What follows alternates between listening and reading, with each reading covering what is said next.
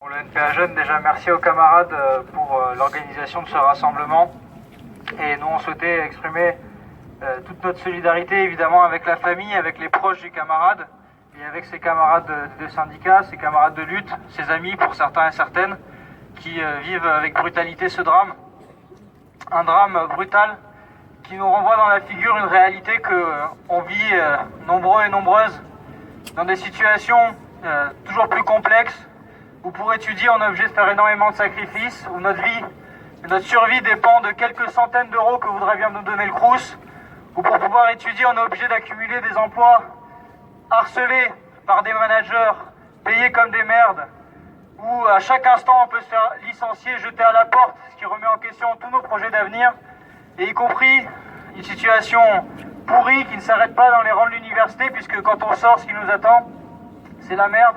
Et c'est la merde pour tout le restant de notre vie.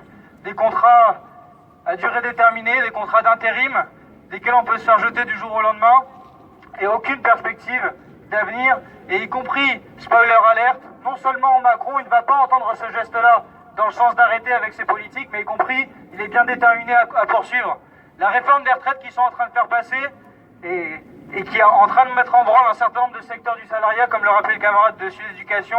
À la RATP, à la SNCF, dans l'éducation nationale, dans les raffineries, il y a une grève générale qui est appelée à compter du 5 décembre.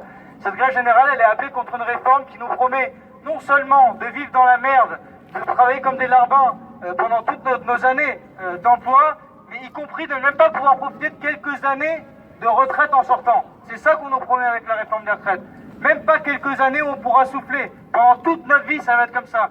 Donc évidemment, l'acte du camarade, il est désespéré, il est brutal, mais il faut écouter ce qu'il nous dit. Cet acte, il est politique et il appelle à une riposte d'ampleur. Donc nous, on appelle de tous nos voeux à ce que cet acte, il permette de faire un déclic, sortir des solutions individuelles, sortir de ce qu'on nous propose, c'est-à-dire de la compétition entre toutes et tous, pour essayer de s'en sortir individuellement. Maintenant, il faut riposter collectivement, ça commence avec le rassemblement d'aujourd'hui, et on en remercie l'organisation. Il va falloir que ça se poursuive, notamment autour du 5 décembre. Le 5 décembre, le pays va être bloqué, les amis. Peut-être même que l'université va être fermée. Nous, il va pas falloir qu'on reste chez nous. Il va falloir qu'on s'organise. Ça commence maintenant. Il faut que dans le mouvement interprofessionnel qui s'amorce, on fasse entendre nos revendications. Contre la précarité, pour le partage du temps de travail, contre le chômage, mais aussi pour pouvoir étudier dans de réelles conditions.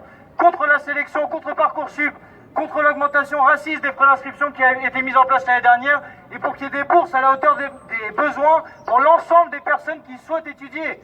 C'est plus possible, il faut que l'université soit ouverte réellement à tous les enfants de classe populaire, tous les enfants des travailleurs, et pour faire entendre ces revendications, il va falloir qu'on soit en masse dans la rue à compter du 5 décembre, et ça commence maintenant. Il faut qu'on s'organise dans tous les UFR, tous les départements pour organiser une riposte d'ampleur, parce que maintenant on sait, les jolis programmes électoraux, etc., tout ça, ça ne va rien changer à notre avenir. Si on veut changer quelque chose, il va falloir qu'on s'organise nous-mêmes, qu'on prend nos propres forces aux côtés des salariés qui ont prévu de bloquer le pays.